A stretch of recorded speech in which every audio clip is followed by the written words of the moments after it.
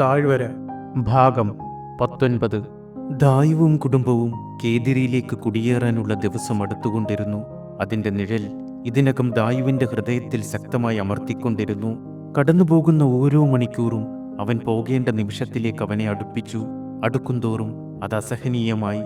താഴ്വരയിലെ ഓരോ ശബ്ദവും മന്ദഗതിയിലായി, ഓരോ ശ്വാസത്തിനും ഭാരം കൂടുതലായി തോന്നി. പരിചിതമായ ആകാശത്തേക്ക് നോക്കുമ്പോഴെല്ലാം അത് തന്നിൽ നിന്ന് അകന്നു പോകുന്നതായി അവന് തോന്നി. ദായു അതിരാവിലെ വാതിലിനടുത്തിരുന്ന് നിലത്തേക്ക് ഉറ്റുനോക്കി. നിലത്തെ അയഞ്ഞ മണ്ണിലൂടെ വിരലുകൾ അലസമായി ചലിപ്പിച്ചു. അവന്റെ കണ്ണുകൾ ക്ഷീണിതമായിരുന്നു. അവൻ ഉറങ്ങാത്തതുകൊണ്ടല്ല, മറിച്ച് അവന്റെ മനസ്സ് പല രാത്രികളിലും വിശ്രമിക്കാത്തതുകൊണ്ടായിരുന്നു. അവന്റെ ഉള്ളിലെ ചിന്തകൾ പരസ്പരം പോരടിച്ചു. അവന്റെ ഹൃദയത്തിന്റെ ഒരു വശം അവനെ ലാമിയിലേക്കും കുട്ടിക്കാലത്ത് അവൻ കളിച്ച സ്ഥലത്തേക്കും നടക്കാൻ പഠിച്ചതു മുതൽ മണ്ണിൽ അവൻ അവശേഷിപ്പിച്ച കാൽപ്പാടുകളിലേക്കും വലിച്ചിഴച്ചു. മറുവശത്തെ യാഥാർത്ഥ്യത്തെക്കുറിച്ച് മന്ത്രിച്ചു. ഒഴിഞ്ഞ കളപ്പുര, വിണ്ടുകീറിയ വയലുകൾ. അവന്റെ അച്ഛൻ ആഷ്മിൻ പതിയെ തന്റെ നിഴലായി മാറുന്നു. ആകാശത്തേക്ക് പുകയുയരുന്നതുപോലെ അഷ്മിന്റെ ആരോഗ്യം നിശബ്ദമായി അപ്രത്യക്ഷമായി കൊണ്ടിരുന്നു. അവൻ കഷ്ടിച്ച് സംസാരിച്ചു. അവൻ കഷ്ടിച്ചനങ്ങി. അവൻ നിൽക്കാൻ ശ്രമിച്ചപ്പോഴെല്ലാം കാലുകൾ വിറച്ചു. നടക്കുമ്പോൾ ചുവരുകളിൽ പിടിച്ചു. അവന്റെ ശ്വാസത്തിന് ആഴം കുറഞ്ഞു വന്നു. പുറത്തെ ചൂട് അവനെ സഹിക്കാൻ കഴിഞ്ഞില്ല. മണിക്കൂറുകളോളം അവൻ അകത്ത് നിശബ്ദനായി മൂലയിലിരുന്നു. ചിലപ്പോൾ ഉറങ്ങാതെ കണ്ണുകൾ അടയ്ക്കും. അവൻ ഒരിക്കലും തന്റെ വേദനയെക്കുറിച്ച് ആരോടും ഒരു വാക്കുപോലും പറഞ്ഞില്ല. അയാളെല്ലാം ഉള്ളിലൊതുക്കി. പക്ഷെ അവന്റെ ശരീരം അതിന്റെ അസ്വസ്ഥതകൾ പുറത്തു കാട്ടി. ദായുവെല്ലാം ശ്രദ്ധിക്കുന്നുണ്ടായിരുന്നു. അഷ്മിന്റെ മുഖത്തെ വിളറിയ നിറം അവൻ കണ്ടു. കിടക്കുമ്പോഴും അച്ഛൻ ചെറുതായി പുഞ്ചിരിച്ച രീതി, സൂര്യപ്രകാശം ഒഴിവാക്കിയ രീതി, ഈ കൊടും കാലാവസ്ഥയിലും കൈകൾ തണുത്തുപോയ രീതി. ദായുവിനറിയാമായിരുന്നു, ഈ താഴ്വരയിൽ അവർ കൂടുതൽ കാലം തുടർന്നാൽ അവന്റെ അച്ഛന് ഇവിടെ നിലനിൽക്കാൻ കഴിയില്ലെന്ന്. ഈ ചൂട്, ഈ ശൂന്യത, ഭൂമിയുടെ ഈ സാവധാനത്തിലുള്ള മരണം അവനെ പൂർണ്ണമായും വിഴുങ്ങുമെന്ന്. കളപ്പുരയ്ക്കുള്ളിൽ ഏതാണ്ടൊന്നുമില്ലായിരുന്നു. പഴയ ചാക്കിൽ പൊതിഞ്ഞ് ഉണങ്ങിയ ധാന്യങ്ങളുടെ ഏതാനും കെട്ടുകൾ മാത്രം. അതും നേർത്തു വരുന്നു. ദായു എണ്ണിയിരുന്നു. അവർക്ക് 1 മാസത്തിൽ കൂടുതൽ നിലനിൽക്കാൻ കഴിയില്ല. മരുന്നിനും മറ്റുമായി ദത്തേയുവിൽ നിന്ന് വാങ്ങിയ പണം തിരിച്ചു കൊടുക്കാൻ മറ്റു മാർഗങ്ങളൊന്നുമില്ല. അങ്ങനെ അവസാനം അവൻ തീരുമാനമെടുത്തു. ദായു എടുക്കാൻ ആഗ്രഹിച്ച തീരുമാനമായിരുന്നില്ലത്. നിലനിൽപ്പിനായുള്ള മറ്റു മാർഗങ്ങളൊന്നും നിർദ്ദേശിക്കാനില്ലാത്തതിനാൽ അഷ്മിനും മാനിയും അത് സമ്മതിച്ചു. നിലനിൽപ്പിനായുള്ള അവസാന ശ്രമത്തിനിടയിലും ലാമി ഒപ്പം വരാൻ കൂട്ടാക്കാത്തത് മാനിയെ വല്ലാതെ വിഷമിപ്പിച്ചു. പോകുവാനുള്ള ഒരുക്കങ്ങൾ അവർ ദിവസങ്ങൾക്ക് മുൻപ് ആരംഭിച്ചു. വീടിനുള്ളിലെ വായു നിശ്ചലതയിൽ നിന്ന് നിശബ്ദ ചലനത്തിലേക്ക് മാറി. ദായുവും മാനിയും വീട്ടിലെ സാധനങ്ങളിൽ നിന്നും കേദിരിയിലേക്ക് കൊണ്ടുപോകേണ്ടവ തിരഞ്ഞെടുക്കാൻ തുടങ്ങി. ആവശ്യമുള്ളത് കൊണ്ടുപോകുക, ബാക്കിയുള്ളത് അവിടെ തന്നെ ഉപേക്ഷിക്കുക. അവർ വസ്ത്രങ്ങളിൽ നിന്നാണ് തുടങ്ങിയത്. പഴയതും നരച്ചു തുടങ്ങിയതുമായ തുണിത്തരങ്ങൾ വൃത്തിയുള്ള കെട്ടുകളായി മടക്കി വച്ചു. ആഷ്മിന്റെ ചില വസ്ത്രങ്ങൾ ഇപ്പോൾ വളരെ വലുതായിരുന്നു. അവന്റെ ശരീരം വളരെ മെലിഞ്ഞിരുന്നു. എന്തായാലും മാനി അവ മടക്കി വച്ചു. കേദിരിയിലെത്തുമ്പോൾ അവൻ ആരോഗ്യം വീണ്ടെടുക്കുമെന്നും പഴയ രൂപത്തിലേക്ക് മടങ്ങി വരുമെന്നും അപ്പോൾ ഈ വസ്ത്രങ്ങളെല്ലാം വീണ്ടും പാകമാകുമെന്നും അവൾ വിശ്വസിച്ചു. മടക്കി വെച്ച തുണികൾ കെട്ടുകളാക്കി വെച്ചു. മാനി അടുക്കളയിലേക്ക് കടന്നു. അവൾ എല്ലാ പാത്രങ്ങളും തുറന്നു. എല്ലാ മൂടിയും പരിശോധിച്ചു. അവർക്കധികമൊന്നും ബാക്കിയുണ്ടായിരുന്നില്ല. പാത്രങ്ങൾ, തവികൾ, ഇരുമ്പ് കലശം, അടുപ്പിന് സമീപം എപ്പോഴും ഇരിക്കുന്ന ചെറിയ കളിമൺ പാത്രം എല്ലാം ശ്രദ്ധാപൂർവം വൃത്തിയാക്കി. ദായു ഒരു വലിയ തടിപ്പെട്ടിക്കുള്ളിൽ ആദ്യം ഭാരമേറിയ വസ്തുക്കൾ വച്ചു. യാത്രക്കിടെ ഒന്നും പൊട്ടിപ്പോകാതിരിക്കാൻ അവൻ അരികുകൾ തുണികൊണ്ട് പൊതിഞ്ഞു. ലാമി സഹായിക്കാൻ വന്നു. അവളും അധികമൊന്നും സംസാരിച്ചില്ല. അവളുടെ കണ്ണുകൾ ശാന്തമായിരുന്നു. പക്ഷേ ഉള്ളിലൊരു കൊടുങ്കാറ്റ് വീശി. താഴ്വരയിൽ തന്നെ തുടരാൻ വാശി പിടിക്കുമ്പോഴും മുന്നോട്ടുള്ള അനിശ്ചിതത്വം നിറഞ്ഞ ജീവിതത്തെക്കുറിച്ചുള്ള ആശങ്ക അവളുടെ ഉള്ളിൽ ആഴത്തിൽ നിറഞ്ഞു നിന്നിരുന്നു. അമ്മയുടെ മരണം കഴിഞ്ഞ് കുറച്ചു ദിവസങ്ങൾക്കുള്ളിൽ തന്നെ ദായുവും തന്റെ ജീവിതത്തിൽ നിന്ന് വിട്ടുപോകുന്നത് അവളുടെ മനസ്സിനെ പൂർണ്ണമായും തളർത്തിയിരുന്നു. പക്ഷെ എന്തൊക്കെ സംഭവിച്ചാലും ആരൊക്കെ നിർബന്ധിച്ചാലും അവളുടെ തീരുമാനം മാറില്ല എന്ന് അവൾ ശപഥം ചെയ്തു. ഉള്ളിൽ കരഞ്ഞുകൊണ്ട്, മനസ്സിന്റെ വിഷമം ആരുടെ മുന്നിലും കാണിക്കാതെ അവൾ നിന്നു. അവൾ അലമാരകൾ വൃത്തിയാക്കി. ചുമരിൽ നിന്ന് കരകൗശല വസ്തുക്കൾ എടുത്തു. ഒരുമിച്ച് കെട്ടിയ പഴയ ഉണങ്ങിയ പൂക്കൾ, നിറങ്ങൾ തേച്ച കളിമൺ തകിട്, ഒരു നൂലിൽ തൂക്കിയിട്ടിരുന്ന തൂവൽ, ഓർമ്മകളുടെ ചെറിയ കഷ്ണങ്ങൾ. ലാമി തുണി ഉപയോഗിച്ച് അവയെല്ലാം വൃത്തിയാക്കി. അവളുടെ കണ്ണുകൾ അവളുടെ ജോലിയിൽ ഉറച്ചു നിന്നു. ഒരിക്കൽ പോലും അവൾ ദായുവിനെ നോക്കിയില്ല. ദായു പതുക്കെ അവളുടെ അടുത്തേക്ക് നടന്നു. അവൻ അവളെ നോക്കിയില്ല. ഒരു ചെറിയ മരത്തിൽ തീർത്ത കളിപ്പാട്ടം, ഒരിക്കൽ ജനൽപ്പടിയിൽ സൂക്ഷിച്ചിരുന്ന ഒരു കൊത്തിയെടുത്ത മാൻ അവളുടെ കൈകളിൽ വെച്ചുകൊണ്ട് പറഞ്ഞു, പണ്ട് എന്റെ കയ്യിൽ നിന്നും നീ ഇത് തട്ടിയെടുക്കാൻ ഒരുപാട് ശ്രമിച്ചതല്ലേ, ഇനി ഇത് നീ വച്ചോളൂ. ലാമി മറുപടി പറഞ്ഞില്ല. അവൾ അത് വാങ്ങി. പക്ഷെ അവൾ അതിലേക്ക് നോക്കിയില്ല. അവരുടെ ആംഗ്യത്തിലെല്ലാം ഉണ്ടായിരുന്നു അവന്റെ സങ്കടം, അവളുടെ പ്രതീക്ഷ, അവരുടെ ഹൃദയങ്ങൾക്കിടയിലുള്ള അസാധ്യമായ ദൂരം. കളപ്പുരയിൽ അവശേഷിച്ച അവസാനത്തെ ധാന്യവും അവർ കെട്ടിവെച്ചു. മാനി അതിൽ നിന്നും ഒരു ഭാഗമെടുത്ത് ലാമിക്ക് കൊടുത്തു. ലാമി നിരസിച്ചില്ല. അവൾ അത് നെഞ്ചോട് ചേർത്ത് പിടിച്ചു. കൃഷി ഉപകരണങ്ങൾ അവർക്ക് കേദിരിയിലേക്ക് കൊണ്ടുപോകേണ്ട ആവശ്യമില്ലായിരുന്നു. ദായു അതെല്ലാം ലാമിയെ ഏൽപ്പിച്ചുകൊണ്ട് പറഞ്ഞു, ഇതെല്ലാം നീ സൂക്ഷിച്ചോളൂ. നീ ആഗ്രഹിക്കുന്നത് പോലെ എല്ലാം പഴയതുപോലെയാകുമ്പോൾ വീണ്ടും ഇതെല്ലാം ഉപയോഗിക്കാം. പിന്നീട് അവർ വീട് വൃത്തിയാക്കി. എല്ലാ മൂലകളും എല്ലാ ജനാലകളും പുതുമയുള്ളതാക്കി. മാന്യ തറ വൃത്തിയാക്കി. ദായു മേൽക്കൂരയിലെ പൊടി നീക്കം ചെയ്തു. പ്രധാനപ്പെട്ട ആരോ വരുന്നതിനു വേണ്ടി അവർ വീടൊരുക്കുന്നത് പോലെയായിരുന്നു അത്. കന്നുകാലിത്തൊഴുത്തും കളപ്പുരയും അടിച്ചു വൃത്തിയാക്കി. മുറ്റത്ത് പറന്നു വീണ ഉണങ്ങിയ ഇലകൾ തൂത്ത് മുറ്റം വൃത്തിയാക്കി. പൊട്ടിയതും പഴയതുമായ വീട്ടുസാധനങ്ങൾ വയലിന്റെ അരികിൽ ഉപേക്ഷിച്ചു. കേദിരിയിലേക്ക് കൊണ്ടുപോകാൻ കഴിയാത്ത ചെറിയ മരക്കട്ടിൽ ചുമരിനോട് ചേർത്തു വച്ചു. എല്ലാം വൃത്തിയായി കാണപ്പെട്ടു, പുതിയതുപോലെ. പക്ഷെ അതൊന്നും ഇനി അവരുടേതല്ല. എല്ലാം ഒരു ഓർമ്മയായിരിക്കുന്നു. ആഴ്ചകൾക്ക് മുമ്പ് തന്നെ ലോഗറിന്റെ സഹായത്തോടെ ദായു കേദിരിയിൽ ഒരു ജോലി തയ്യാറാക്കിയിരുന്നു. ഒരു ചെറിയ പലചരക്ക് കടയിൽ സഹായിയായി. ശമ്പളം കുറവായിരുന്നു. 3 പേർക്ക് കഷ്ടിച്ചു കഴിയാൻ മാത്രമുള്ളത്. അശ്മിനിയെയും മാനിയെയും ജോലിക്ക് വിടാൻ അവൻ തയ്യാറായിരുന്നില്ല.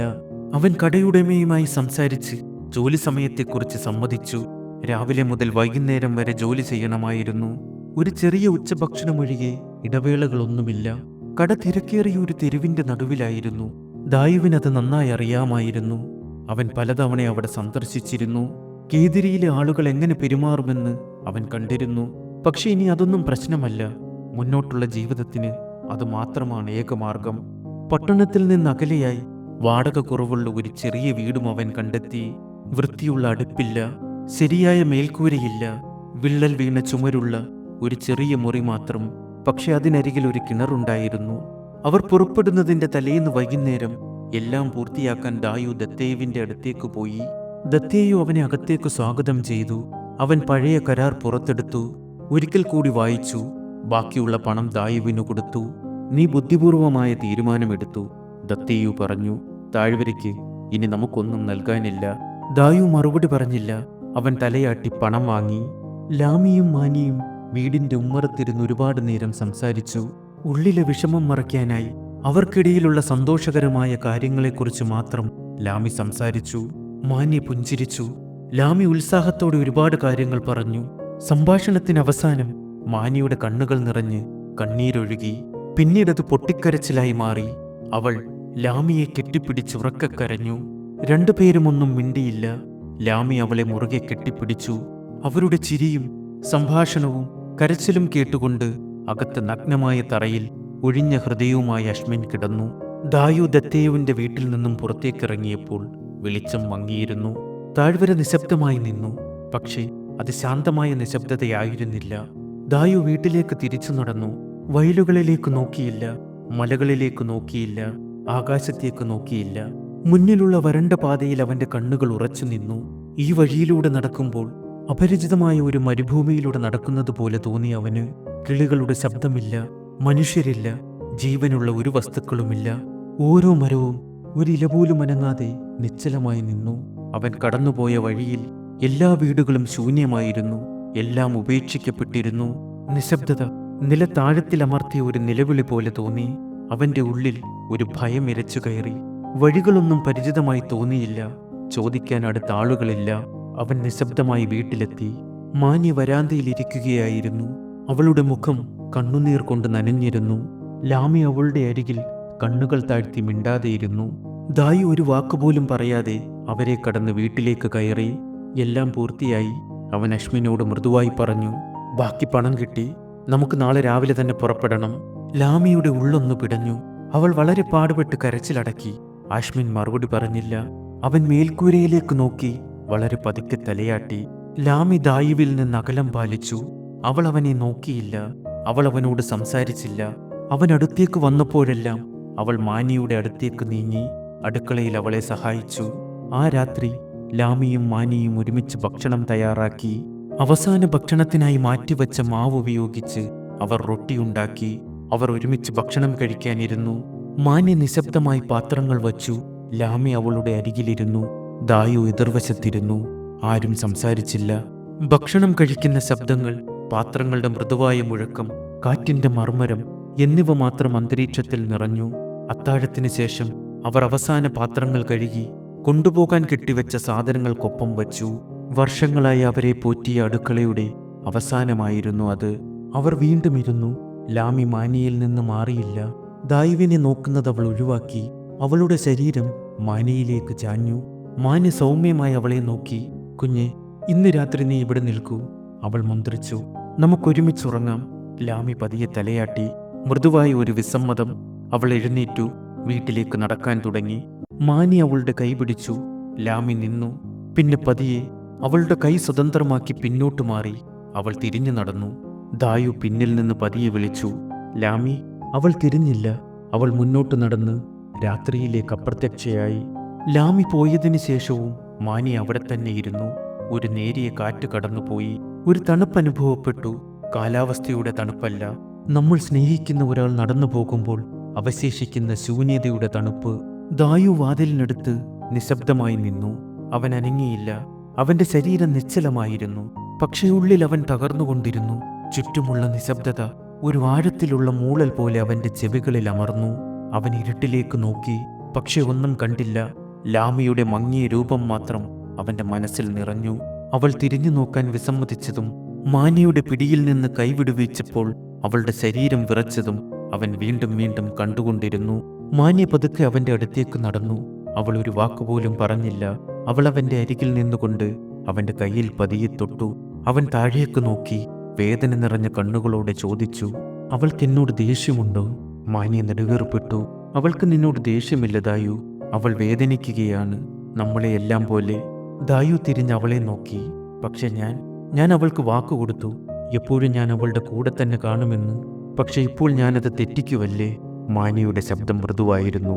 ചിലപ്പോഴൊക്കെ സ്നേഹം വാഗ്ദാനങ്ങൾ പാലിക്കുന്നതല്ല, അത് തെറ്റിക്കുന്നതാണ്. കണ്ണുനീറടക്കി ദായു കണ്ണുകൾ അടച്ചു. വീടിനുള്ളിൽ അശ്മിൻ ചുമച്ചു. മാന്യ തിരിഞ്ഞ് വേഗത്തിൽ അവന്റെ അടുത്തേക്ക് പോയി. ദായു പിന്നാലെ വന്നു. അവർ അവനെ ഇരിക്കാൻ സഹായിച്ചു. അവന്റെ ശ്വാസം പരുക്കനായിരുന്നു. അവന്റെ കണ്ണുകൾ കണ്ണാടി പോലെ തിളങ്ങി. കുറച്ച് വെള്ളം കുടിക്കൂ, മാന്യ മന്ത്രിച്ചു. ഒരു ചെറിയ കപ്പ് ചുണ്ടിൽ പിടിപ്പിച്ചു. അശ്മിൻ ദുർബലമായി വെള്ളം കുടിച്ചു. പിന്നെ അവൻ പിന്നിലേക്ക് ചാഞ്ഞു. വറ്റിപ്പോയ ഒരു അരുവിയുടെ അവസാന തുള്ളി പോലെ അവന്റെ ശബ്ദം പതുക്കെ വന്നു. പുലരാൻ കാത്തു നിൽക്കണ്ട, നമുക്ക് അതിരാവിലെ തന്നെ പോകാം.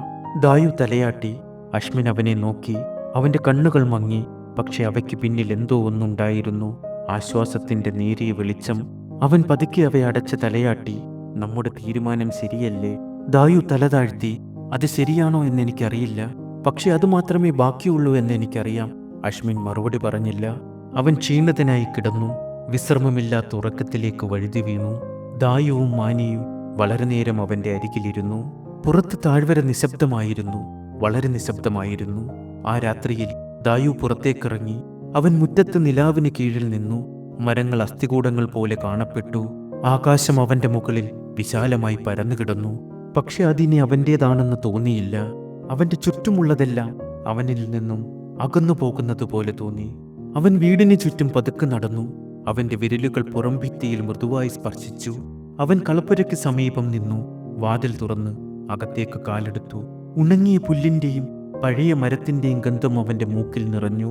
അവൻ അനങ്ങാതെ നിന്നു. ഉള്ളിലെ നിഴലുകളിൽ കണ്ണുകൾ പതിഞ്ഞു. അവൻ പുറത്തേക്കിറങ്ങി. കളപ്പുരയുടെ വാതിൽ പതുക്കെ അടച്ചു. ഇനി അകത്ത് പൂട്ടിവെക്കാനൊന്നും അവശേഷിച്ചില്ലെങ്കിലും അത് പൂട്ടി. കേതിരിയിലെ ചെറിയ വീടിനെക്കുറിച്ച് അവൻ ചിന്തിച്ചു. വിണ്ടുകീറിയ ചുമരുകൾ, ചെറിയ കിണർ, അടുത്തുള്ള തെരുവിന്റെ ഗന്ധം, തിരക്കേറിയ പട്ടണം, തന്നെ നോക്കാത്ത ആളുകൾ, തലയിലെടുത്തു വെച്ച ഒരു കല്ലുപോലെ തന്നെ കാത്തിരിക്കുന്ന ജോലി. വെളിച്ചമില്ലാതെ ഒരു തുരങ്കത്തിലേക്ക് താൻ നടക്കുന്നത് പോലെ അവന് തോന്നി. പക്ഷേ അതിജീവനത്തിന് അവന് മറ്റു മാർഗങ്ങളില്ലായിരുന്നു. അവൻ ലാമിയെ ഓർത്തു. അവൾ അവളുടെ മുറിയിൽ ഒറ്റയ്ക്കിരിക്കുന്നത്, ഒരുപക്ഷെ കരയുന്നത് അവൻ സങ്കല്പിച്ചു. ഒരുപക്ഷെ ഇതേ ആകാശത്തേക്ക് നോക്കുന്നത്. അവൻ ലാമിയുടെ വീട്ടിലേക്ക് നടന്നു. അവൻ സൗമ്യമായി വാതിലിൽ മുട്ടി. അകത്തുനിന്നും ശബ്ദമൊന്നുമില്ല. അവൻ പതിയെ വിളിച്ചു, ലാമി. ഉത്തരമില്ല. അവൻ കാത്തിരുന്നു.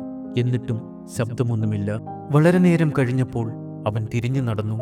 വീട്ടിലേക്ക് തിരിച്ചു വന്നപ്പോൾ മാനി അശ്മിന്റെ അരികിൽ ഉറങ്ങിപ്പോയിരുന്നു.